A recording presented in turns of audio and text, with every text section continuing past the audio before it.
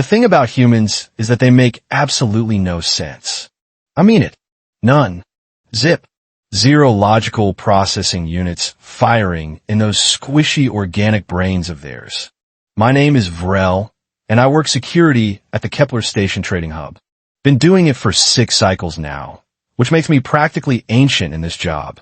Most guards wash out after 1 cycle because, well, you try dealing with 400 different species all crammed into a glorified metal can floating in the void. It gets messy. It gets violent. It gets weird. But nothing, and I mean nothing, prepared me for the day Mira Kane walked onto my station. She arrived on a Tuesday, or whatever the human equivalent is. Time gets fuzzy when you're working double shifts. The docking bay sensors pinged, standard merchant vessel, registration checked out, all normal stuff. Except the manifest listed 1 passenger. Just 1. That should have been my first clue that something unusual was coming. I was munching on a protein stick, the disgusting Centauri brand that tastes like regret and bad decisions, when she strolled through the airlock. No armor. Let me repeat that for the folks in the back. No armor. Every species with half a survival instinct wears something protective when they travel through contested space. The Kryn wear their bioorganic plating. The Valorians have those ridiculous shield generators strapped to every limb. Even the pacifist gentle folk wear energy dispersal fields. But this human? She wore pants. Just pants. Some kind of worn jacket that looked older than my career. Boots that had seen better decades.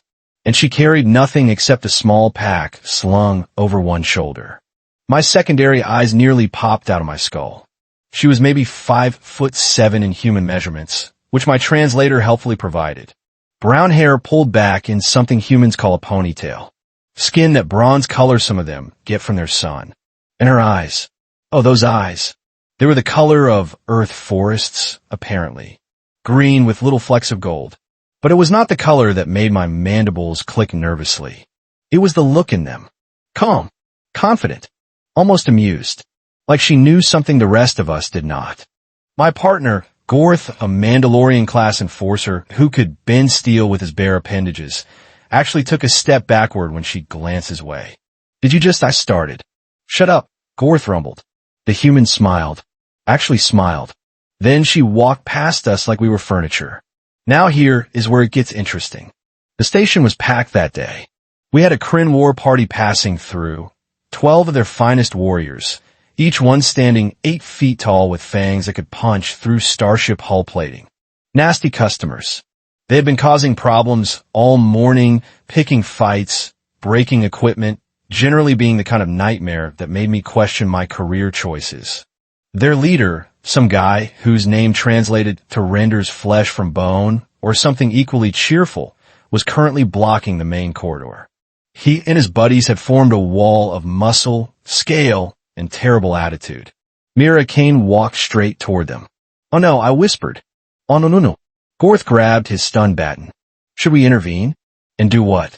The Kryn leader saw her coming. His crest flared red, which in their body language means he is about to get violent. His pack formed up behind him, all teeth and claws and bad intentions.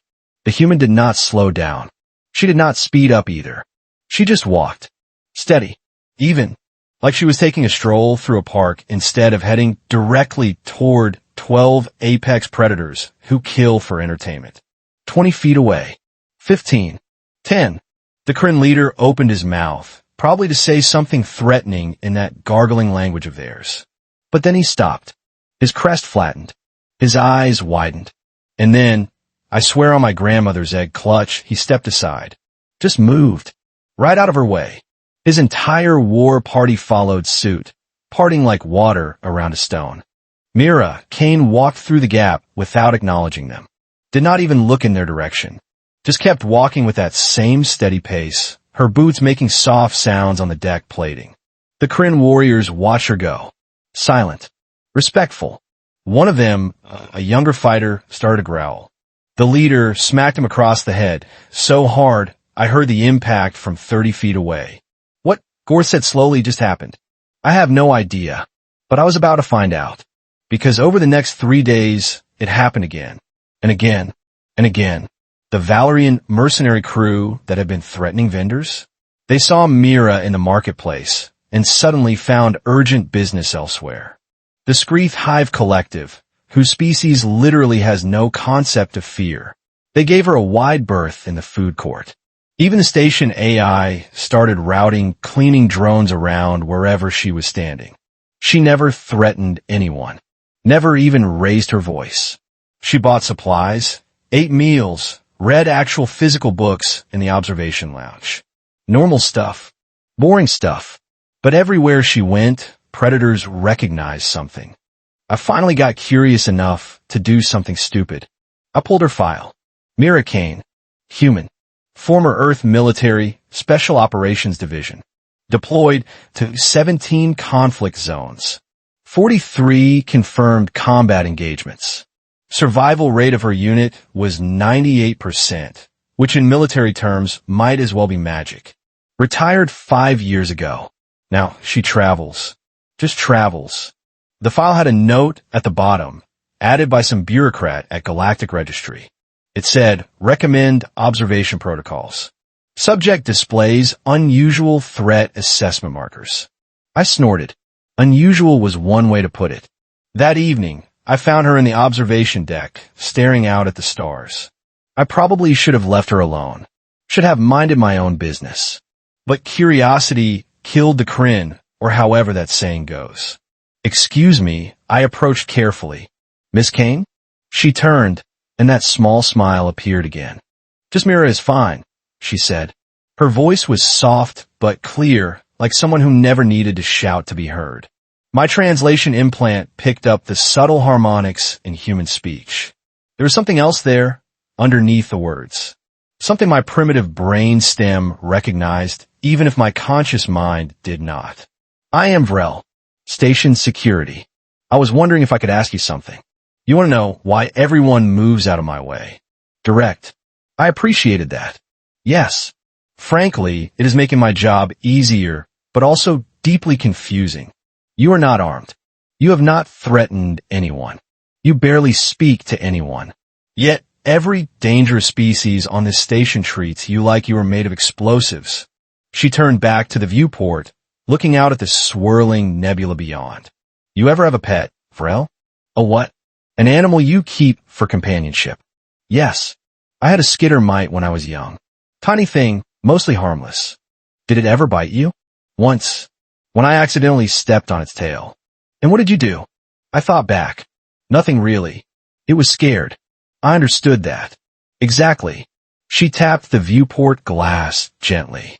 Predators, real predators, they understand something that most civilized species forget. They understand body language. They read micro-expressions, chemical signals, movement patterns. They have to, or they do not eat. I'm not following. Every species on this station, even the scary ones, they have rules now. Laws. Social contracts. But deep in their brain stems, in the parts that evolution built over millions of years, they still know how to read danger. And humans. She paused, considering her words. Humans spent 300,000 years being both predator and prey. We got good at both sides of that equation. A chill ran down my spine. Not the bad kind. The kind that comes with understanding. You're not doing anything, I said slowly. You are just being yourself, and they can read it. Bingo. She smiled wider now. I spent 20 years in situations where hesitation meant death. Where you had to assess threats in microseconds and respond appropriately. You do that long enough, it becomes part of how you move, how you breathe, how you exist in space. So you're dangerous. Everyone is dangerous, Vrel. The question is whether you know how to control it.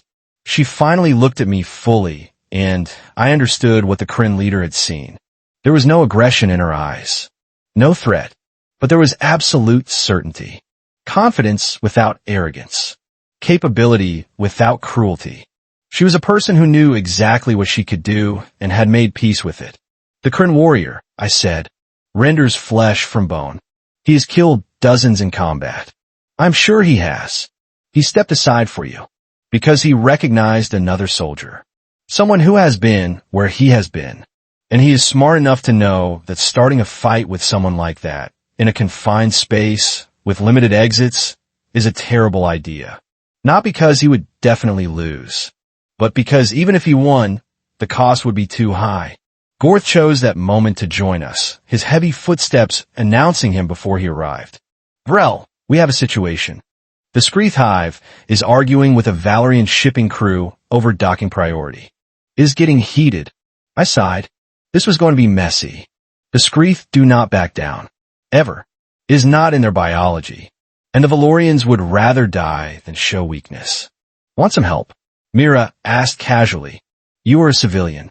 I am also someone both groups will listen to, apparently. She had a point. We walked to the docking bay together, my security credentials clearing the checkpoints. The situation was exactly as bad as Gorth described. 30 Screeth drones buzzing angrily in their collective formation, facing off against a dozen Valerian Marines in full combat armor. Both sides had weapons drawn. Both sides were shouting. Neither side was listening. The Screeth hive mind spoke in unison, which was always creepy. This dock was reserved. Our priority is logged. The Valerian captain, a scarred veteran whose armor had seen serious combat, snarled back. Your reservation expired 40 minutes ago. Move or be moved. I opened my mouth to try some diplomatic nonsense that would not work. But Mira walked forward before I could speak. She did not go between them. That would have been stupid. Instead, she walked to the side to where both groups could see her clearly, and she just stood there, watching. The Screeth noticed her first. Their buzzing changed pitch, became uncertain. The drones shifted their formation, creating a small gap in her direction. The Valerian captain followed their gaze. His hand, which had been moving toward his weapon trigger, froze. His eyes narrowed behind his helmet visor. Mira still said nothing, just stood there with her hands visible, relaxed, completely unconcerned with the armed forces around her. The silence stretched for 10 seconds. 20. 30. Finally, the Valerian captain spoke. We can use Dock 7 instead.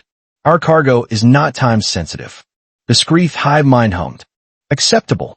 We will complete loading in 1 standard hour. Just like that, the crisis evaporated. Both groups moved away, carefully avoiding any path that would bring them close to Mira. Gorth stared at her like she had just performed actual magic. How? He demanded. I gave them an out, Mira explained. They were both committed to their positions. Neither could back down without losing face.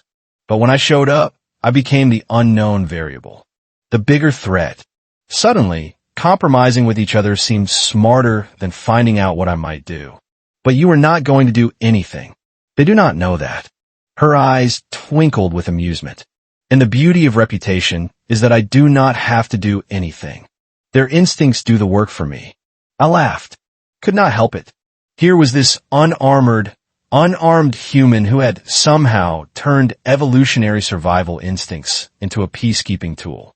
You know, I said, Station Command has been trying to recruit a new conflict resolution specialist.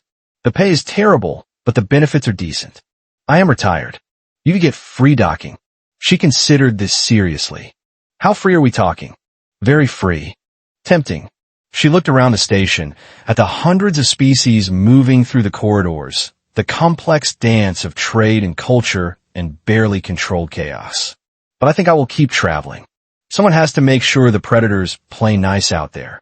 She left the next morning on the same ship she arrived on. No fanfare. No advice.